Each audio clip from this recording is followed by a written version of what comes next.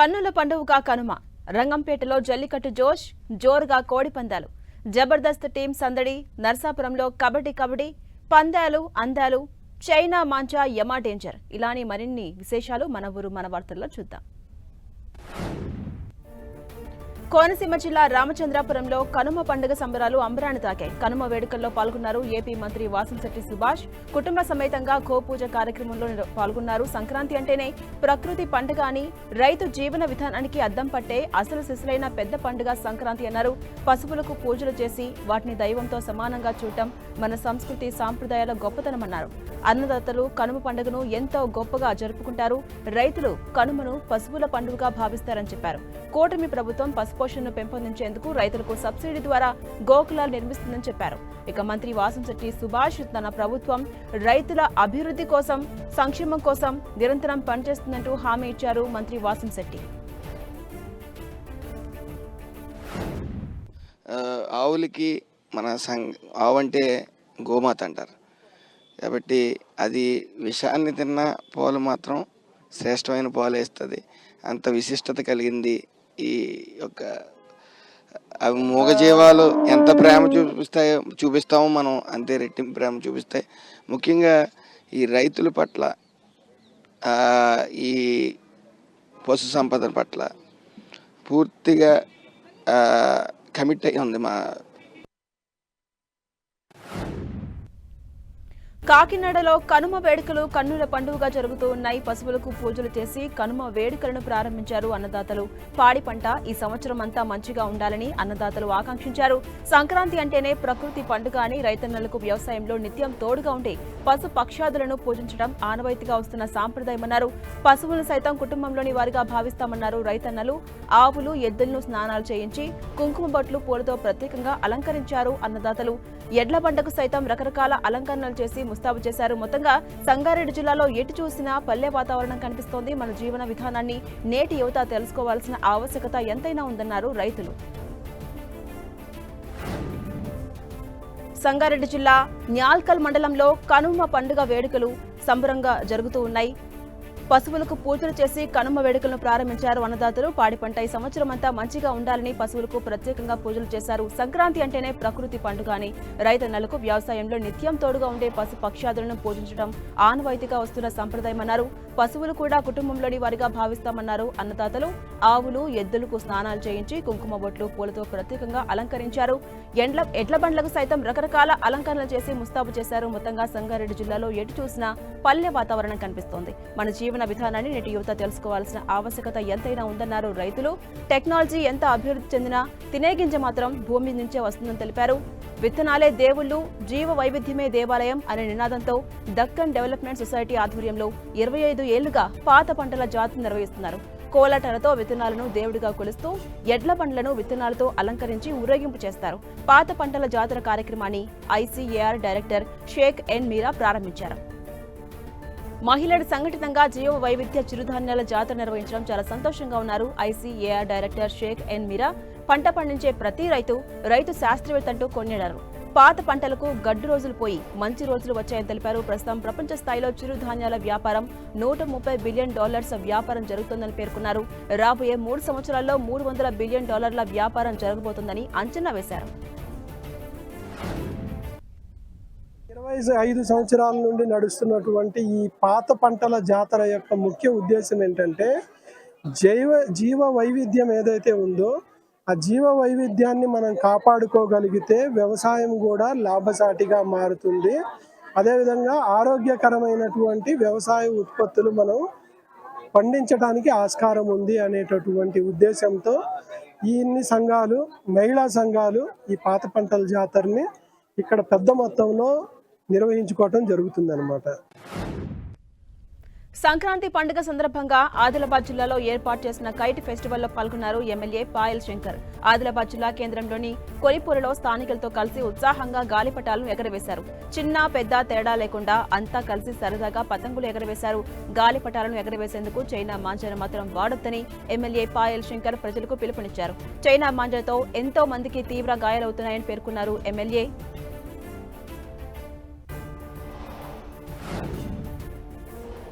సంక్రాంతి సంబరాల్లో భాగంగా అనంతపురం జిల్లా పుట్టపర్తిలో జబర్దస్త్ టీం సందడి చేసింది. శిల్పారామంలో ఏర్పాటు చేసిన కార్యక్రమంలో అనంతపురం జిల్లా వాసులను అలరించారు జబర్దస్త్ ఆర్టిస్టులు రాజమౌళి, రియాజ్. సినిమా పాటలకు ఆడిపాడిన పులివెందులకు చెందిన బి రాజా డాన్స్ గ్రూప్ వారి నృత్యాలు పుట్టపర్తి వాసులను అలరించాయి. ఈ వేడుకలు చూసేందుకు పుట్టపర్తి వాసులు పెద్ద సంఖ్యలో పాల్గొన్నారు. జబర్దస్త్ ఆర్టిస్టులు ప్రదర్శించిన కామెడీ స్కిట్లకు పడిపడి నవ్వారు. అనంతపురం జిల్లా పుట్టపర్తికి రావడం ఎంతో సంతోషాన్నిచ్చిందన్నారు జబర్దస్త్ ఆర్టిస్టులు రాజమౌళి, రియాజ్. సంక్రాంతి సంబరంలో తమను భాగస్వాములను చేసిన నిర్వాహకులకు ధన్యవాదాలు తెలిపారు. ప్రేక్షకుల ఆదరణ ఎల్లప్పుడూ తమపై ఉండాలన్నారు జబర్దస్త్ ఆర్టిస్టులు రాజమౌళి, రియాజ్. శుభాకాంక్షలు తెలియజేస్తా ఉన్నాం. ఈరోజు చాలా సంతోషంగా ఉంది. పుట్టపర్తికి ఫస్ట్ టైం రావడం అందుకు కళ్ళుదారుడు కైలాసం సరదాడు స్వర్గం ప్రాణాడు బ్రహ్మణం కుంభిస్తా క్వార్టర్ ఉంటే దున్నేస్తా సామాన్లన్నీ అమ్మేస్తా అందరికి సగం రాత్రి శుభాకాంక్షలు. మిమ్మల్ని అందరినీ ప్రత్యక్షంగా కలుసుకోవడం మాకు చాలా ఆనందంగా ఉంది. అందరూ హ్యాపీనా? Very good.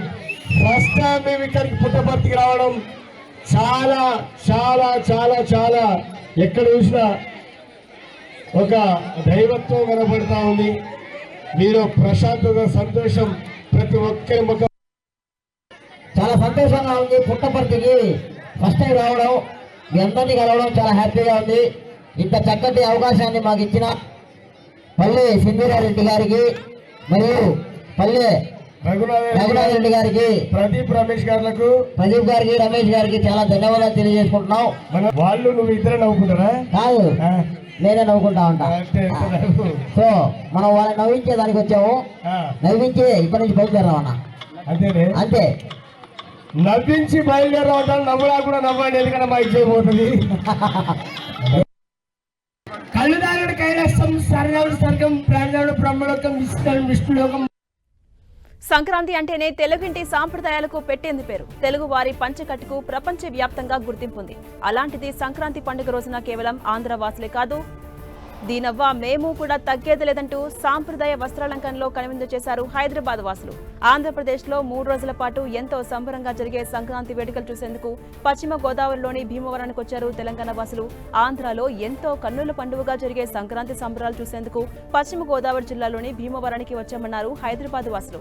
సాంప్రదాయ దుస్తులు ధరించి మావుల్లమ్మ అమ్మవారిని దర్శనం చేసుకున్నారు. సంక్రాంతి పండుగ సందర్భంగా భోగి వేడుకల్లో పాల్గొనడం ఎంతో సంతోషాన్ని ఇచ్చిందన్నారు. ఆంధ్రవారి, అందులోనూ గోదావరి జిల్లాల వారి ఆతిథ్యం అదరహో అంటూ కితాబిస్తున్నారు తెలంగాణ వాసులు. సంక్రాంతి వేడుకల్లో గోదావరి జిల్లాలో పల్లె వాతావరణం కట్టి పడేసింది అన్నారు. పల్లెల్లో ఎటు చూసినా అందమైన రంగవల్లులు, గొబ్బెమ్మలు, పాడి పశువులను చూడటం మనసుకు ఎంతో ప్రశాంతతను కలిగించింది అన్నారు. సిటీ లైఫ్ కు అలవాటు పడిన తమకు పల్లె వాతావరణం ఎంతో ఆహ్లాదకరమైన అనుభూతిని కలిగించింది అన్నారు. నోరూరించే పిండి వంటల గురించి ఎంత చెప్పినా తక్కువేనన్నారు. సంక్రాంతి సందర్భంగా నిర్వహించే కోడి పందాలను తాము ఎంతగానో ఎంజాయ్ చేశామన్నారు తెలంగాణ వాసులు. సంవత్సర కాలంలో పడిన కష్టాన్ని మరిచి ప్రజలంతా ఒకటై చేరి ఎంతో వేడుకగా 3 రోజుల పాటు సంబరాలు జరుపుకోవడం, సంస్కృతి సాంప్రదాయాలను ఆచరించడం ఎంతో ఆసక్తిగా ఉందన్నారు. నేటి తరం సిటీ లైఫ్ కి అలవాటు పడి స్వచ్ఛమైన స్వేచ్ఛ జీవితాన్ని కోల్పోతున్నారని పలువురు అభిప్రాయపడ్డారు. పండుగ రోజైన బంధుమిత్రులతో సరదాగా గడపడం గొప్ప అదృష్టమన్నారు తెలంగాణ వాసులు.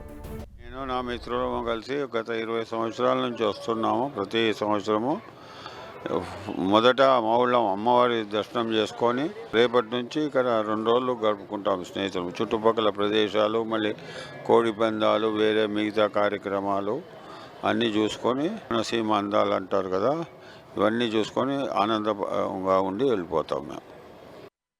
ఇది మొట్టమొదటిసారి నేను ఆంధ్రాకి రావడం జరిగింది. మా గురువుగారు ఎప్పుడు కూడా అంటుంటారు, ఎప్పుడు కూడా మీరు సిటీలోనే ఉంటారు, మీరు బయటికి వస్తే పల్లెటూరు వాతావరణం ఏంది, అక్కడ ఉన్న సంక్రాంతి వేడుకలు ఎట్లా జరుగుతాయి, ఏం సంగతి అని వాళ్ళు మనకు చెప్పడం జరుగుతుంటుంది. అందుకోసం నేను ఎక్కువ ఆసక్తి పెట్టి నేను ఈసారి మొదటిసారి నేను వీటికి రావడం జరిగింది.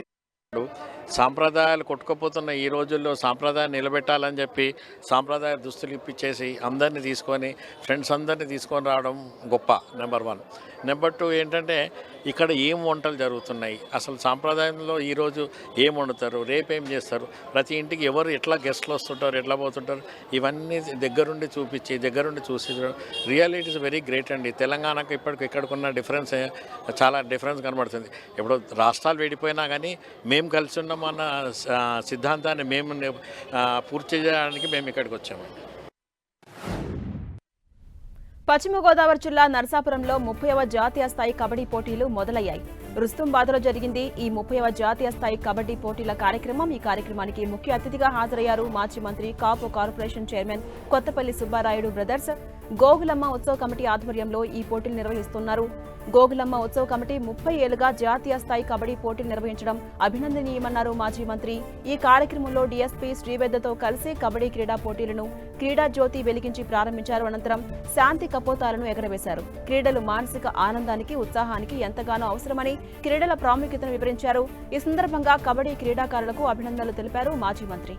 క్రీడలు ఏవైనా అందులో గెలుపు ఓటములు సర్వసాధారణమన్నారు డీఎస్పీ శ్రీవేద. గెలుపు ఓటములను ఒకే విధంగా స్వీకరించాలని తెలిపారు. జాతీయ స్థాయిలో 30 ఏళ్లుగా పురుషులు, మహిళల పోటీలు నిర్వహించడం చాలా గ్రేట్ అన్నారు. క్రీడలతో శారీరక, మానసిక వికాసం పెరుగుతోంది అన్నారు డీఎస్పీ శ్రీవేద. ఇక నర్సాపురంలోని రుస్తుంబాద్లో జరిగిన ఈ కార్యక్రమంలో మాజీ ఎమ్మెల్యే కొత్తపల్లి జానకీరాం, తహసీల్దార్ రాజరాజేశ్వరి, ఇతర ప్రభుత్వ అధికారులు పాల్గొన్నారు. కబడ్డీలో పాల్గొనే క్రీడాకారులకు తమ తరపున బెస్ట్ విషెస్ చెప్పారు.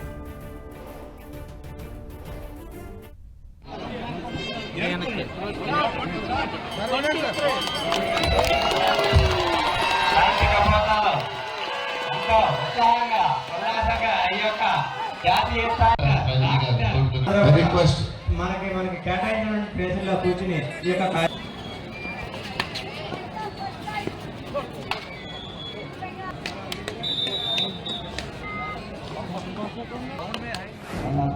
కబడ్డీ టోర్నమెంట్ చేసినటువంటి క్రీడాకారులందరికీ, నన్ను ఉన్న క్రీడాకారులందరికీ కూడా నా తరఫున గోగులమ్మ తల్లి ఉత్సవ కమిటీ తరఫున ముందుగా హృదయపూర్వక అభినందనలు తెలియపరుస్తున్నా. ప్రోత్సహిస్తున్న మోడీ గారి ప్రభుత్వం కూడా, కేంద్ర ప్రభుత్వం కూడా క్రీడలను అనేక రకాలుగా ప్రోత్సహిస్తున్నటువంటి విషయం మనందరికీ కూడా తెలుసు. గవర్నర్ చంద్రబాబు నాయుడు గారు మరి ఆయనకు అపారమైనటువంటి అనుభవం ఉంది. అదేవిధంగా ఈ రోజున మరి మొట్టమొదటిసారిగా ఆంధ్ర రాష్ట్రానికి యువకుడు ఉత్సాహవంతులైనటువంటి పవన్ కళ్యాణ్ గారు డిప్యూటీ చీఫ్ మినిస్టర్ గా ఆయన కూడా ఉన్నారు. వీరిద్దరి యొక్క ఆశ ఒకటే, ఎట్టి మంత్రులు ఆంధ్ర రాష్ట్రాన్ని అభివృద్ధి పదంలో, ప్రగతి పదంలో ముందుగా తీసుకువెళ్ళే వారి యొక్క జయంగా వాళ్ళిద్దరూ కూడా పనిచేస్తున్నటువంటి విషయాన్ని మనం అందరూ కూడా గమనించాలి. అఖిలాండ కోటి బ్రహ్మాండ నాయకుడు, కలియుగ దైవం తిరుమల తిరుపతి శ్రీ వెంకటేశ్వర స్వామికి ధనుర్మాసం పూజలు ముగిశాయి. కన్నుల పండుగగా స్వామివారికి ధనుర్మాస పూజలు నిర్వహించారు. తిరుమల తిరుపతి దేవస్థానం అర్చకులు భక్తులను వేడుకలు భక్తులను ఎంతగానో ఆకట్టుకున్నాయి. నిత్య కళ్యాణం, పచ్చతోరణం అన్నట్టు తిరుమలలో స్వామివారికి చేసే సేవలు, పూజా కార్యక్రమాల్లో పాల్గొని భక్తులు భక్తి పారవశ్యం చెందుతుంటారు. ధనుర్మాస పూజలు ముగియడంతో ఇవాటి నుంచి శ్రీవారి ఆలయంలో సుప్రభాత సేవలు పునః ప్రారంభమయ్యాయి. దీంతో ఆర్జిత సేవలు రద్దు చేసింది టీటీడీ. ఇవాళ ఉదయం శ్రీవారి ఆలయంలో గోదాదేవి పరిణయోత్సవ కార్యక్రమం నిర్వహించింది టీటీడీ. ఈ గోదాదేవి కళ్యాణాన్ని చూసేందుకు భక్తులు పెద్ద సంఖ్యలో వచ్చారు. గోదా రంగనాయక స్వామివారి కళ్యాణం తిలకించారు భక్తజనం. ఎంతో శాస్త్రోక్తంగా వేద పండితుల మంత్రాలు, మంగళ వాయిద్యాల నడుమ గోదా కళ్యాణం కన్నుల పండుగగా సాగింది. అనంతరం స్వామి అమ్మవార్ల విగ్రహాలకు పార్వేట ఉత్సవం ఏర్పాటు చేశారు. సాయంత్రం 4 గంటల వరకు ఈ ఉత్సవం జరుగుతుంది. పార్వేట ఉత్సవంలోనూ భక్తజనులు బారులు తీరారు. కన్నుల పండుగగా సాగే లక్ష్మీ సమేత శ్రీనివాసుని చూసేందుకు 2 కళ్ళు చాలవు అన్నట్టు భక్తి పారవశ్యంతో అనుభూతి చెందుతున్నారు భక్తులు. ఈ కార్యక్రమం అనంతరం స్వామి అమ్మవార్లకు ప్రణయ కలహ మహోత్సవం నిర్వహించబోతున్నారు.